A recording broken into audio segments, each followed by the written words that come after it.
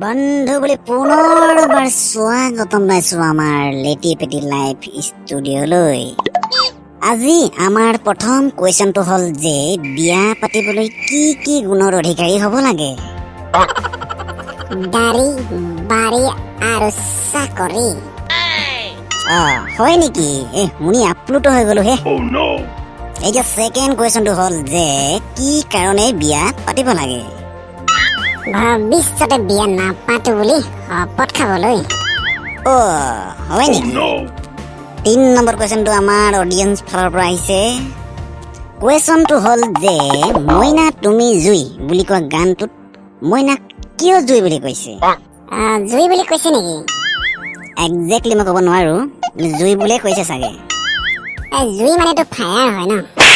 এইটো কিবা free fire লগত সম্বন্ধ থকা হ'ব পাৰে। হয় নেকি? তেতিয়াহ'লে আমি 4 নম্বৰ কুৱেশ্যনটো আগবাঢ়ো। কুৱেশ্যনটো হ'ল মাথা গৰম মানুহৰ মূৰটো কিমান গৰম হ'লে মুখত গালি ওলাই যায়? এইটো নিশ্চয় কোনোবা মাথা গৰম মানুহেই সুধিছে চাগে। য়েছ ভাই, তাকেইতো।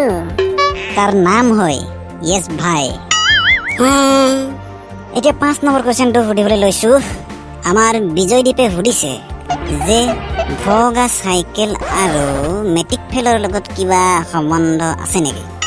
কিবা ক'ব নেকি ইয়াৰ ওপৰত? ৰাস্তাত কিবা অঘটন ঘটিছে চাগে। মানে কি ভগা চাইকেল লৈ মেট্ৰিক দিবলৈ যাব, ৰাস্তাত যদি কিবা অঘটন হৈ যায় এই মেট্ৰিক কেনেকৈ দিব?